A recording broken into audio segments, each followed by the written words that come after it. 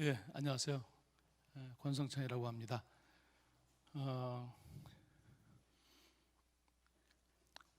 포병들이 그 커밍아웃하는 자리인 것 같은데, 백령도에서 해병대 포병으로 북한을 마주보면서 군생활 내내 해안에서 보냈습니다.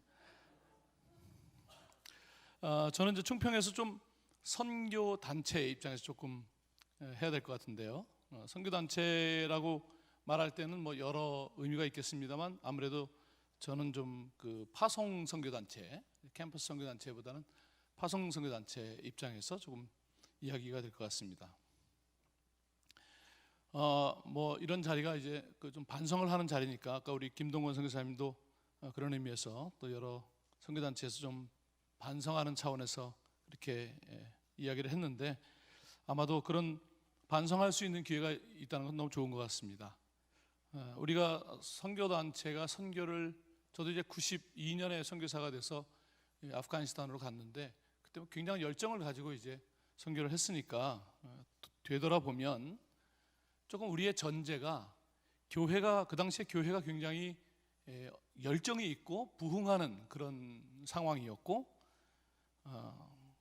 교회가, 지역교회가 선교하는 방법을 선교단체보다는 좀 잘 몰랐고, 세 번째는 해외로 나간다는 것이 이렇게 쉽지 않았던 그런 시대가 있었기 때문에, 그런 바탕이 있었기 때문에 우리는 그냥 선교단체가 선교를 열심히 한다고 생각했지만, 사실은 그런 전제가 있었기 때문에 그런 게 있었는데, 역으로 말하자면 교회가 만약에 내리막길을 걷는다면 선교단체는 큰 위기를 맞이하겠죠. 또 교회가 선교하는 방법을 뭐 웬만한 선교단체보다 뭐 더 잘하거나 뭐 비슷하게 하거나 그러면 또 선교단체는 위기를 겪을 거라고 생각이 들고요. 또 해외 가기가 옛날처럼 어렵지 않다면, 이미 그렇게 됐지만, 그러면 선교단체는 굉장히 자리의 위협을 받을 것입니다. 왜냐하면 우리가 그런 전제를 인식하지 않고 선교를 해왔기 때문에 그렇죠. 그래서 풀러에 있는 그 찰스 벤 엔겐이라는 교수가 선교학 혹은 선교 연구에 있어서 가장, 그분이 neglected area라는 표현을 썼는데, 가장 어떻게 보면 좀 무시되었던, 잘 보지 않았던 영역이 교회론이었다는 것입니다. 그러니까 선교단체가 교회를 모른다는 거죠, 쉽게 표현한다면. 서구에서 그런 반성이 나왔다는 것은 무엇을 의미합니까?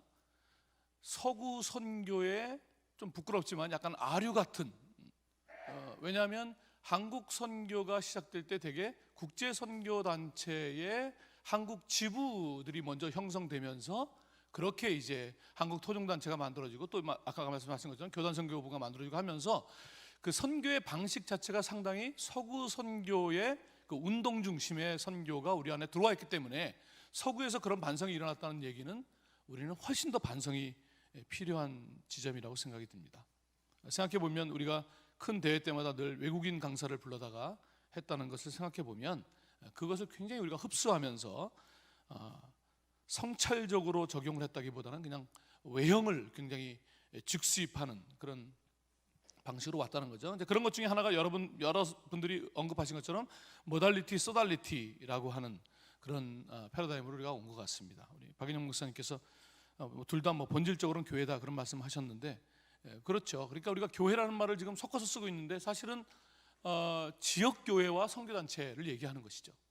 지역교회가 선교단체가 다 교회이죠. 하나님의 교회 안에 있는 것이고, 그것을 영어로 로컬 처치와 페라 처치라고 했기 때문에 혼돈이 왔는데, 엄밀하게 말하면 선교단체는 페라 처치가 아니라 페라 로컬 처치인 것이죠. 그래서 하나님의 교회 안에 로컬 처치가 있고, 또 함께 동역하는 페라 로컬 처치가 있는 그런 개념으로 이해를 했어야 되는데, 마치 선교단체는 교회가 아닌 것처럼 그렇게 좀 되어 왔던 것이 있었고, 그래서 말씀드린 것처럼 성찰보다는 좀 행동이 앞섰고, 그것은 개인과 기관 중심으로 되고 있는 서구 문화에서는 조금 그들도 반성하고 있지만, 이제 교회론을 들어가면 반성하지만, 어쨌든 되어지는 것에 있어서는 개인과 기관 중심의 사회였기 때문에 서구에서는 그게 많이 먹혔지만, 상당히 교회 중심의 문화를 갖고 있었던 우리에게 있어서는 좀 안 맞는 부분이 있었다, 그렇게 말씀드릴 수 있을 것 같습니다.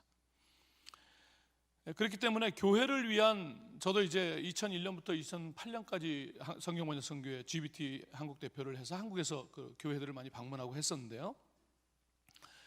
생각해 보면 지역 교회를 찾아가서 하는 많은 선교단체의 프로그램들이 선의로 지역 교회를 도우려고 만든 프로그램이지만 우리의 전제가 그랬기 때문에 그 안으로 들어가 보면 다 자원을 공급받으려고 하는, 의도적으로 그렇게 하진 않았지만 그런 프로그램들의 개발이 다 일방적으로 자원을 공급받으려고 하는, 지역 교회는 선교를 위한 자원 공급처 정도로 인식하는 속에서 프로그램이 개발되었다는 것입니다. 그래서 이제 선교단체는 교회를 깊게 이해해야 되는, 이미 시간이 지났지만 그 말은, 교회를 깊게 이해한다는 것은 교회가 선교라고 하는 것, 우리가 지금까지 해왔던 선교 과업 말고 정말 성경 안에서 선교가 깊이 무엇인가를 이해하고 그렇게 새롭게 숫자적으로는 아니더라도 깊이 면에서 부응할 수 있도록 방향을 선회할 필요가 있다. 적어도 선교단체의 두 날개는 현장 선교와 더불어서 지역교회를 선교적으로 돕는 것에 있다. 그렇게 인식을 가져야 될 것 같고요. 단순히 노하우 정도를 나누는 것이 아니라 교회와 교단선교부 기관, 그 다음에 선교단체도 국내 국제 다 합해서 그런 깊은 성찰의 단계로 같이 들어가야 될 것 같고, 특히 이제 교회 리더십들, 특히 목회자들에게 그런 것들을 쓸 수 있는 것들을 공급해주는, 예를 들면 저희 같은 경우는 이제 성경 번역 선교니까 성경을 좀 선교적으로 새롭게 보는 그런 것들을, 사실은 일선에 있는 선교사들이 성찰하면 할 수 있는 문제들이니까 그런 것들을 목회자들에게 공급해주는 그런 역할, 그렇게 하고, 마지막으로 한 가지만 더 언급한다면 좀 이제 국제단체 지부를 통해서 한국 선교단체들이 만들어졌는데, 특별히 선교단체 중에 국제단체들, 아까 우리가 바꿀 수 없다 김동건 선생님 말씀하시지만 왜 못 바꾸겠습니까? 우리가 깊은 성찰을 가지고 있어 충분히 바꿀 수 있는데, 바깥 환경이, 우리가 논의하고 있는 여기 말고 그 바깥 환경이 이미 통계적으로 서구 기독교 숫자보다 비서구 교인이 더 많아지는 그런, 소위 여러 용어를 쓸 수 있지만 글로벌 처치 패러다임으로, 그동안 우리가 해왔던 크리스텐덤 패러다임에서 글로벌 처치 패러다임으로 너무나 변화하고 이런 상황 속에서 이런 거대한 변화가 있기 때문에 우리 안에 교회와 지역교회와 선교단체가 어떻게 논하냐, 그런 구체적인 논의도 필요하지만 그것이 거시적인 것과 연결이 될 때 의미를 갖는데, 이미 거시적인 환경은 엄청나게 변하고 있는데 거기에 앞서서 접촉하고 있는 국제단체의 한국 지부들이 그런 아젠다를 좀 공급해서, 어떻게 우리는, 왜냐하면 서구 중심의 선교일 때 우리가 만들어졌기 때문에 그런 논의 안에 여전히 전제가 있거든요. 그래서 그거를 좀 바꿔주는 역할, 그래서 그걸 나누고 우리 한국교회 전체가 전 세계 선교에 좀 유의미한 역할로 갈 수 있도록, 그리고 유의미한 동역을 할 수 있도록 그런 역할을 좀 단체 차원에서 해야 되지 않겠나, 그렇게 말씀드리겠습니다. 감사합니다.